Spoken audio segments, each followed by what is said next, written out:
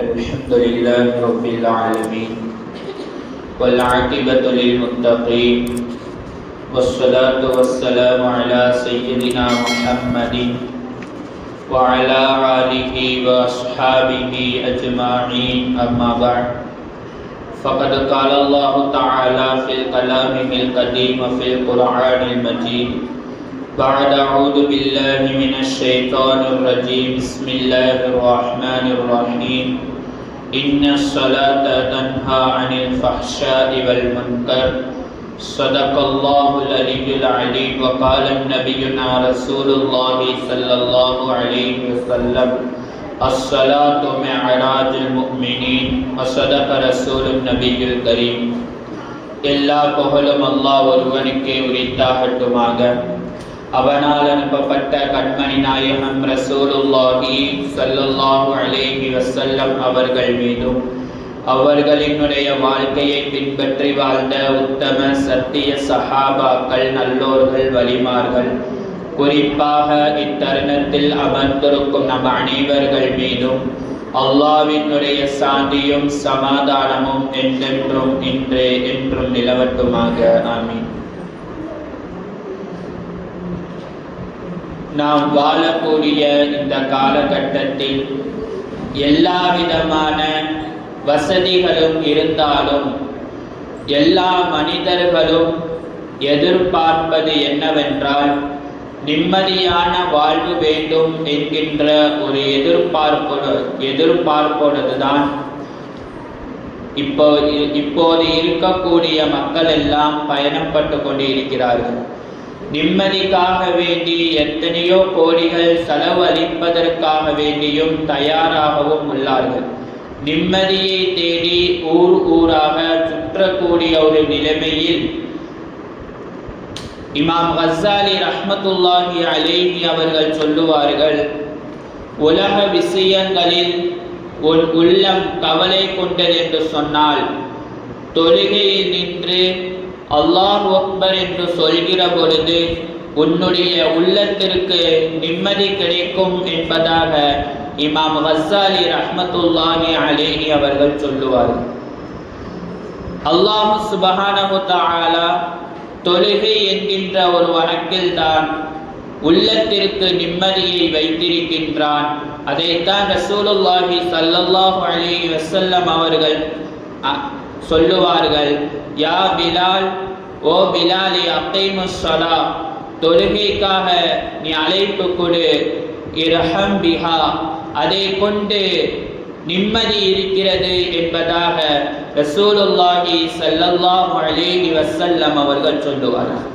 நிம்மதியான ஒரு வாழ்க்கை வேண்டும் என்று சொன்னால் எந்த ஒரு அடியானிடத்தில் தொழுகை என்கின்ற வணக்கம் வழிபாடு இருக்கிறதோ அந்த மனிதன் அந்த அடியான் நிம்மதியாக வாழ்வான் என்பதில் எந்த ஒரு சந்தேகமும் இல்லை.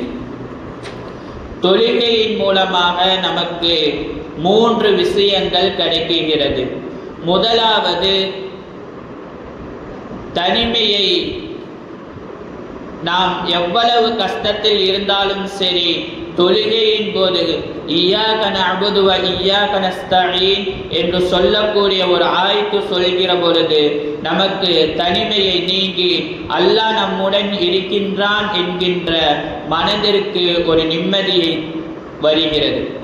இய்யாக நஅ்புது, உன்னையே நான் வணங்குகிறேன், வ இய்யாக நஸ்தஈன், உன்னிடத்திலேயே நான் உதவி தேடுகிறேன் என்கின்ற ஒரு வசனத்தை சொல்கிற பொழுது நம்முடைய உள்ளத்திற்கு நிம்மதியை தருகிறது. அது மட்டும் இல்லாமல் தொழுகையில் ஓதக்கூடிய சூறாக்களையும் ஆயத்துக்களையும் கவனித்து ஓதுகிற பொழுது அப்போதும் நம்முடைய உள்ளத்திற்கு அல்லாஹ் சுப்ஹானஹு தஆலா அந்த தொழுகையின் மூலமாக நிம்மதியை வைத்திருக்கின்றான். மூன்றாவதாக அல்லாஹ் சுப்ஹானஹு தஆலா குர்ஆனில் சொல்லுவான், இன்ன ஸலாத்த தன்ஹா அனில் ஃபஹ்ஷாஇ வல் முன்கர், தொழுகையின் மூலமாக நிச்சயமாக தொழுகை என்பது மானக்கேடான விஷயங்களை விட்டும் தடுக்குகிறது என்பதாக அல்லாஹ் சுப்ஹானஹு தஆலா குர்ஆனில் சொல்லுவான். ஒரு முறை ரசூலுல்லாஹி ஸல்லல்லாஹு அலைஹி வஸல்லம் அவர்களிடம் வந்து சஹாபாக்கள் எல்லாம் சொல்லுவார்கள் ஒரு மனிதனை குறித்து.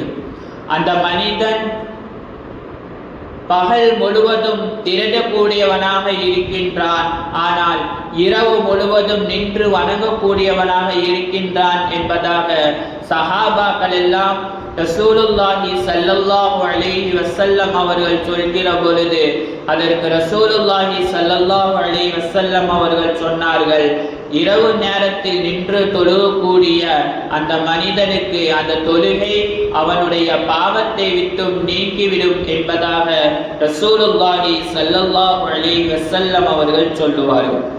அப்படி நம்முடைய வாழ்வில் தொழுகை இருக்கும் பட்சத்தில் நாம் எல்லா விதமான மானக்கேடான விஷயங்களிலிருந்தும் தவிர்த்திருப்போம். ஹசன் பஸரி ரஹ்மத்துல்லாஹி அலைஹி அவர்கள் சொல்லுவார்கள், உன்னுடைய தொழுகையில் உனக்கு திருப்தி கிடைக்கவில்லை என்று சொன்னால், மனதிற்குள் நிம்மதி கிடைக்கவில்லை என்று சொன்னால், நீ தவறு செய்து கொண்டு இருக்கிறாய், அதிகமாக பாவங்கள் செய்து கொண்டு இருக்கிறாய் என்பதை நீ நினைத்துக்கொள் என்பதாக ஹசன் பஸரி ரஹ்மத்துல்லாஹி அலைஹி அவர்கள் சொல்லுவார்கள். அது மட்டும் இல்லாமல் தொழுகையின் மூலமாக இறைவனினுடைய நெருக்கமும் நமக்கு கிடைக்கிறது. நமக்கு இடையில் எந்த ஒரு எடையும் இல்லாமல் நேரடியான ஒரு தொடர்பை கொள்கிற ஒரு கயிறு தான் தொழுகையாக இருக்கிறது. அல்லாஹ் சுப்ஹானஹு வ தஆலா குர்ஆனில் சொல்லுவார், கல்லா லா துதிஉ வஸ்ஜுது வக்தரிப், சுஜூத் என்கின்ற சஜ்தாவில் நீ என்னை நெருங்கிக் கொள் என்பதாக அல்லாஹ் சுப்ஹானஹு வ தஆலா குர்ஆனில் சொல்லுவான். கண்ணியத்துக்குரியவர்களே, நம்முடைய தொழுகை என்பது மனதிற்கு நிம்மதியை தரக்கூடிய தொழுகையாக இருக்க வேண்டும். இறைவனினுடைய நெருக்கத்தை பெறக்கூடிய தொழுகையாக இருக்க வேண்டும் என்று சொன்னால் ரசூலுல்லாஹி ஸல்லல்லாஹு அலைஹி வஸல்லம் அவர்கள் சொல்லுவார்கள், அன்தஅபுதுல்லாஹ கஅன்னக தராஹு. ஒரு அடியான் தொழுகிற பொழுது அல்லாஹ்வை பார்க்கிற பொழுது தொழுகையாக இருக்க வேண்டும். அப்படி இல்லை என்று சொன்னால் ஃபஇல்லம் தகுன் தராஹு ஃபஇன்னஹு யராக.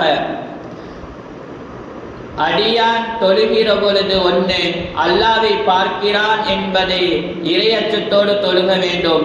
இந்த இரண்டு விஷயத்தில் நாம் எந்த நிலையில் இருக்கின்றோம் என்பதை புரிந்து கொள்ள வேண்டும்.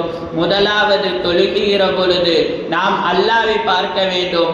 இல்லை என்று சொன்னால் அல்லாஹ் நம்மளை பார்க்கின்றான் என்கின்ற சிந்தனையோடு தொழுகிற பொழுதுதான் நம்முடைய தொழுகை நமக்கு நிம்மதியை தரக்கூடிய தொழுகையாக, இறை நெருக்கத்தை பெறக்கூடிய தொழுகையாக இருக்கும். அப்படி தொழுகாவிட்டால் எந்த ஒரு தொழுதையும் நமக்கு எந்த ஒரு பிரயோஜனமும் தராது. வலிமார்களிடம் இருந்து ஒரு வலிமாறு பழக்கம் இருந்தது. அவர்கள் எப்பொழுதும் தொழுதாலும் கைகளை கொண்டு முகத்தை மூடிக்கொள்வார்களாம். இதை பார்த்த அவர்களினுடைய தோழர்கள் எல்லாம் கேட்டார்கள், ஏன் இப்படி செய்கிறீர்கள் என்பதாக.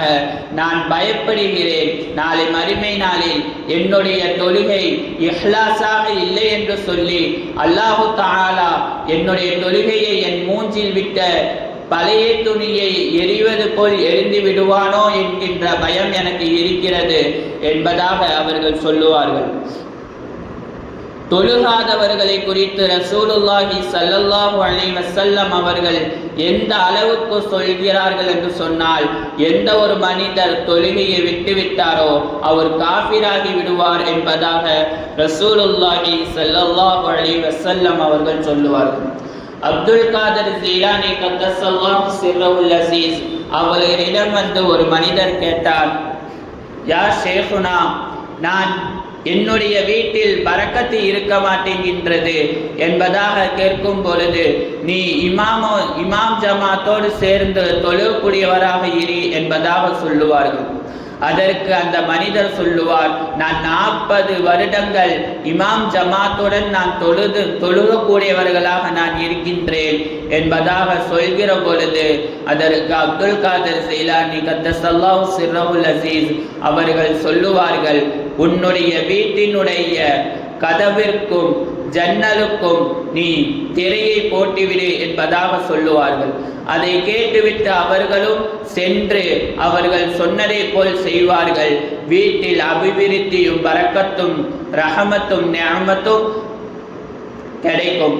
இதை பார்த்து அவர்கள் பல வருடங்கள் கழித்து மீண்டும் வந்து சொல்லுவார்கள், நீங்கள் சொன்னதை போல் நான் செய்தேன், என்னுடைய வீட்டில் பரக்கத் அதிகமாக இருக்கிறது, ஏன் நீங்கள் திரையை போடச் சொன்னீர்கள் என்பதாக சொல்கிற பொழுது அப்துல் காதிர் ஜீலானி கத்தஸல்லாஹு சிர்ரஹுல் அஸீஸ் அவர்கள் சொல்லுவார்கள், நீ தொழக்கூடியவராகத்தான் இருக்கிறார், ஆனால் உன்னுடைய வீட்டை கடந்து செல்லக்கூடியவர்கள் யாராவது தொலைவில்லை என்று சொன்னால், அவர்களினுடைய பார்வை உன்னுடைய வீட்டில் பட்டது என்று சொன்னால் அந்த வீட்டில் பரக்கத்து இருக்காது என்பதாக அப்துல் காதிர் ஜீலானி கத்தஸல்லாஹு சிர்ரஹுல் அஸீஸ் அவர்கள் சொல்லுவார்கள்.